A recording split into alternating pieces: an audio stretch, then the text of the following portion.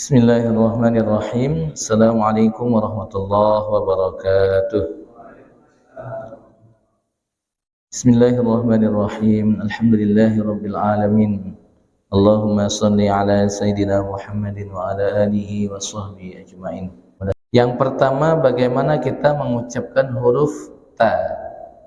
Ada huruf a, ba, ta. Nah, huruf yang ketiga ini, huruf ta, ini tempat keluarnya dengan cara ujung lidah diletakkan atau bertemu dengan pangkal tumbuhnya gigi. Caranya bagaimana? Sukunkan huruf ta-nya seperti yang ada pada contoh at, misalnya begitu.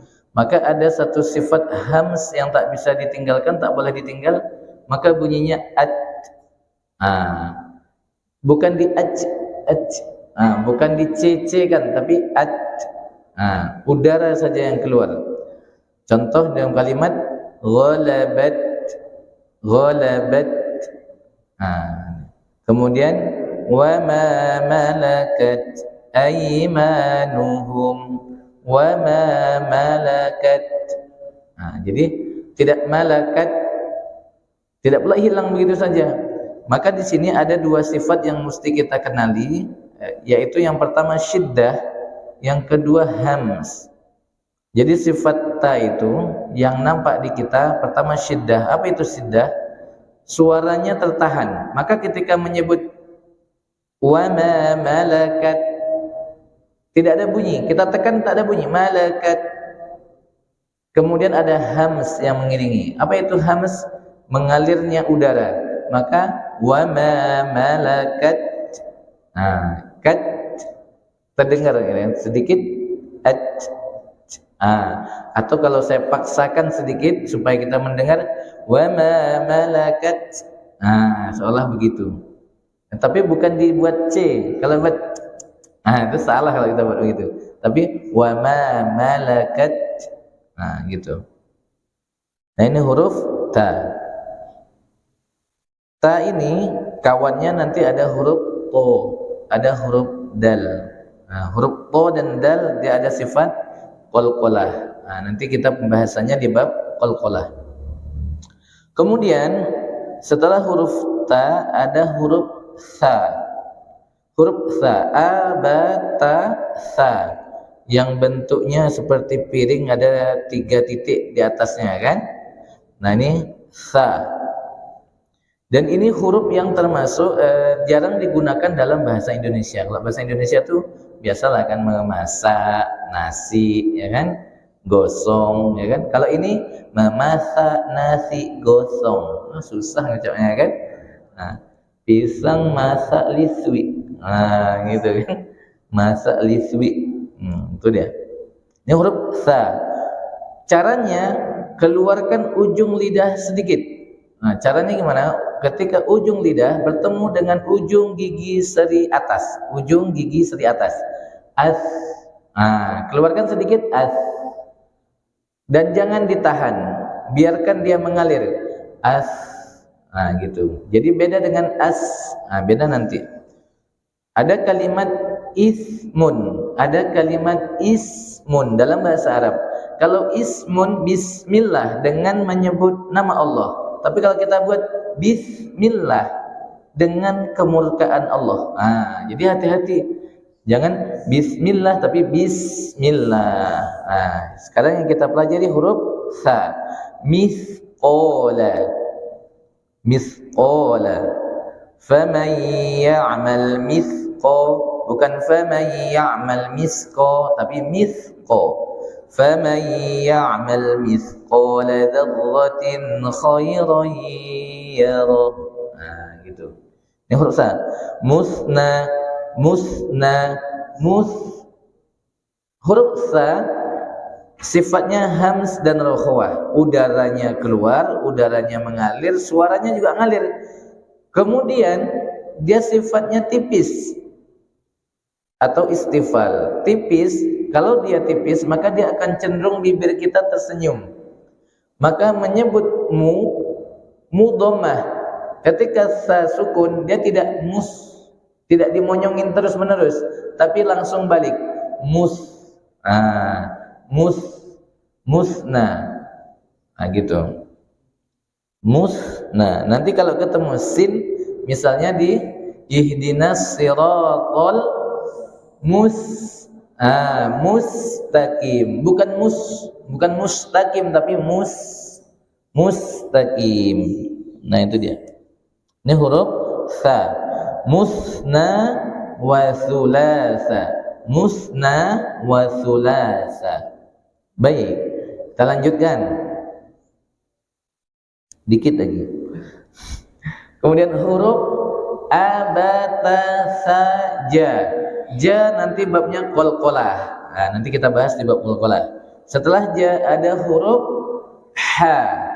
Ha itu keluarnya dari tengah tenggorokan. Ha. Jadi ada yang istilahnya kita familiar dengan ha pedas. Saya ngajar ibu-ibu. Yang diajar ibu-ibunya masih muda. Apa katanya? Ustaz, kalau ada istilah kami Ustaz, selain ha pedas apa tuh? Ha genit Ustaz. Ini enggak tahu ini kan. Tuh. Ha pedas. Maka bunyinya bukan tapi letak di tengah-tengah. Jadi harus bening bunyinya. Tidak pula tidak pula tidak boleh didengkur. Bismillahirrahmanirrahim salah. Bukan bismillahirrahmanirrahim salah, tapi bismillahirrahmanirrahim ya. Ini huruf ha. Dalam contoh yuhsinuna. Kemudian huruf ini hurufnya juga rohwah, mengalir suaranya, udaranya mengalir. Cuman hati-hati, nanti saking semangatnya dekat sama kawan, coba perhatikan. Habis makan jarian sebut ya kan? Habis makan petai sebut tetangga yang kasihan ya kan?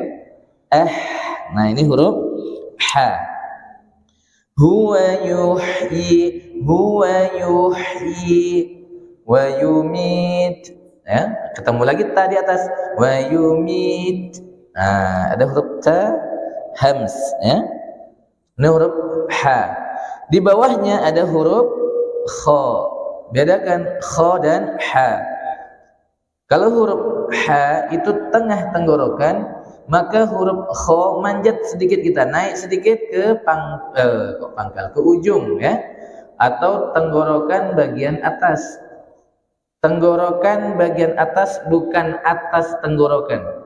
Atas bagian tenggorokan dengan atas tenggorokan beda. Atas meja, meja bagian atas ini kan. Kalau di atas meja bisa begini, di atasnya meja. Kalau bahasa Arab ala, nempel dia. Kalau fauqo, di atas juga. Fauqo itu tergantung. Jadi kalau handphone fauqol maktab ya, maktab di atas meja ya. Dia fauqo itu dia tak nempel, kalau ala nempel. Ada Ustadz Loki guru kami ini, insyaallah nanti kalau salah dikoreksi Ustaz. Jadi ada beda fauqo, beda ala. Begitu kita nanti menyebutkan ini ala tenggorokan bagian atas ya. Jangan di atas tenggorokan. Atas tenggorokan nanti ada lagi. Oke. Ada hurufnya kha dan gha. Nah, ini kha yang kita jumpai terlebih dahulu. Kalau ha itu bening, kalau kha itu agak ngorok sedikit. Kha ya, kasar dia nafasnya tuh. Nah, tapi jangan terlalu digarukkan. Kalau terlalu garuk, sama kita kalau sesuatu itu kalau kita tempel betul dia ngadat kan, macet dia. Tapi kalau dia sedikit saja, dia akan meluncur. Gesek.